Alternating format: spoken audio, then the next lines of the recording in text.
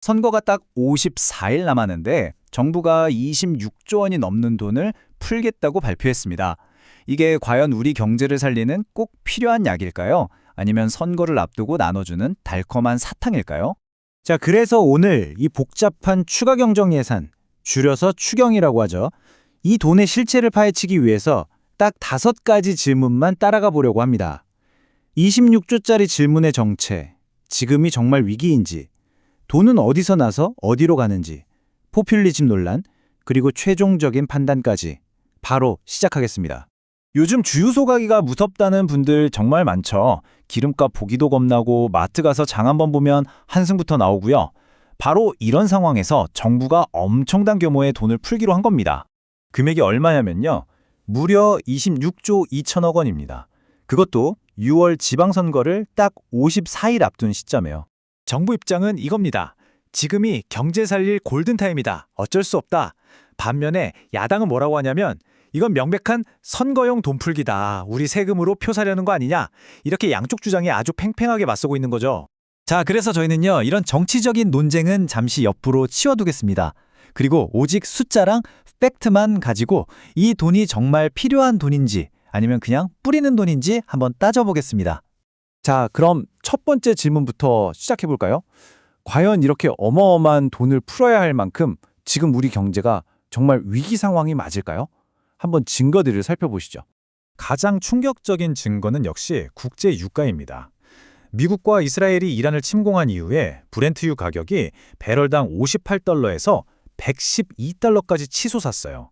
이게 무려 93.1%나 폭등한 겁니다.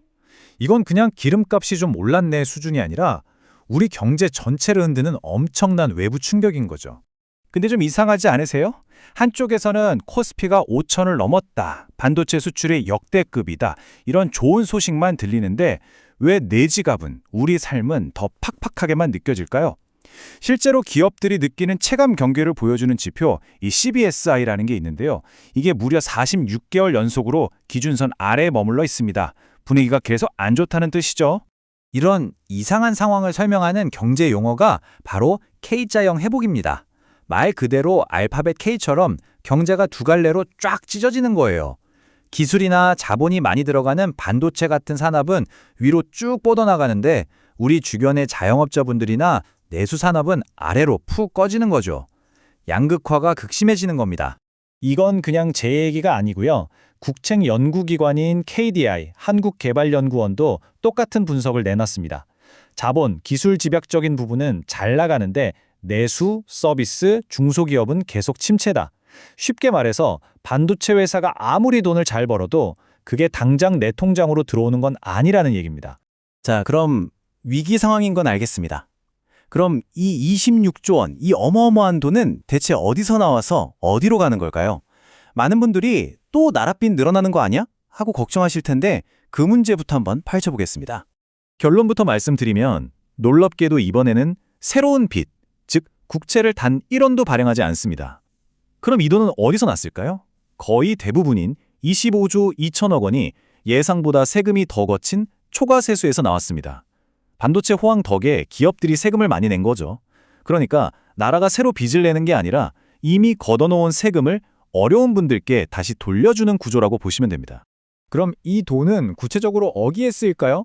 가장 큰 덩어리 10조 1천억 원은 치솟는 기름값 부담을 덜어주는데 직접 쓰이고요.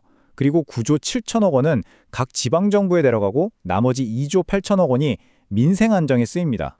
이게 예전 코로나 지원금이랑 어떻게 다른지 비교해보면 성격이 더 확실해져요. 그때는 모든 국민에게 돈을 주기 위해서 나랏빚을 냈잖아요. 근데 이번에는 이미 거친 세금을 가지고 소득 하위 70%처럼 정말 어려운 분들을 선별해서 지원하는 방식입니다. 재정 건전성만 놓고 보면 훨씬 더 안정적인 설계인 셈이죠. 자, 여기까지 들어보면 뭐 괜찮은 것 같기도 한데요. 이제 가장 민감한 질문을 던져봐야 합니다. 아무리 구조가 좋아도 선거 바로 코앞에서 이렇게 돈을 푸는 거, 이거 결국 포퓰리즘, 그러니까 표를 얻기 위한 인기 영합주의 아니냐는 거죠. 경제학에서는 어떤 정책이 포퓰리즘인지 판단하는 간단한 기준 3가지가 있습니다. 이걸로 한번 체크리스트를 만들어 보죠. 첫째, 나라 재정을 망가뜨리는가? 둘째, 뚜렷한 경제적인 근거가 없는가? 셋째, 선거랑 시기가 딱 겹치는가? 이 세 가지 하나씩 확인해 보겠습니다. 자, 첫 번째, 재정을 망가뜨리나요? 아니죠. 오히려 빚을 1조 원 갚는다고 했으니 이건 해당이 안 되네요. 두 번째, 경제적 근거가 없나요? 이것도 아닙니다. 유가가 93%나 폭등한 명백한 위기 상황이 있었죠. 자, 마지막 세 번째, 선거와 타이밍이 겹치나요? 네, 이건 빼도 박도 못하겠네요. 지방선거 54일 전이니까요. 이건 해당됩니다. 자, 보세요. 세 가지 기준 중에 딱 하나만 해당됩니다. 그렇기 때문에 이 정책 전체에 포퓰리즘이라는 딱지를 붙이는 건 사실 좀 과한 해석이라고 볼 수 있습니다.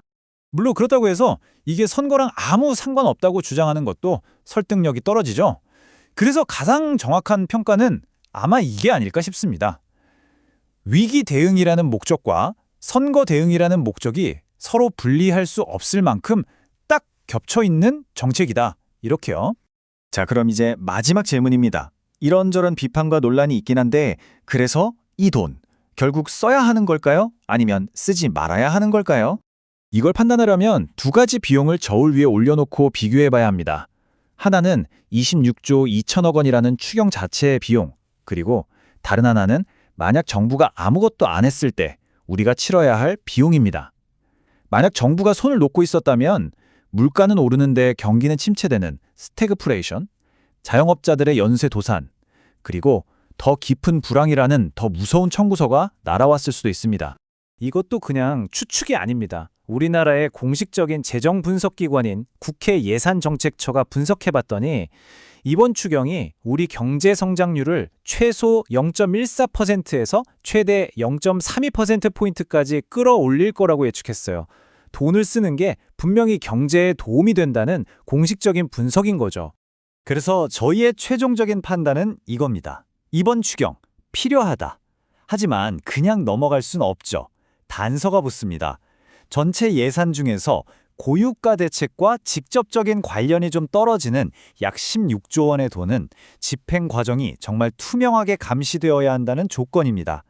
국민의 세금이 제대로 쓰이는지 똑똑히 지켜봐야 한다는 거죠. 자, 26조 원의 추가 경정 예산. 오늘 저희 분석을 쭉 보셨는데요. 여러분의 생각은 어떠신가요? 이 돈, 우리 경제에 꼭 필요한 약이라고 보시나요? 아니면 다른 생각이 있으신가요?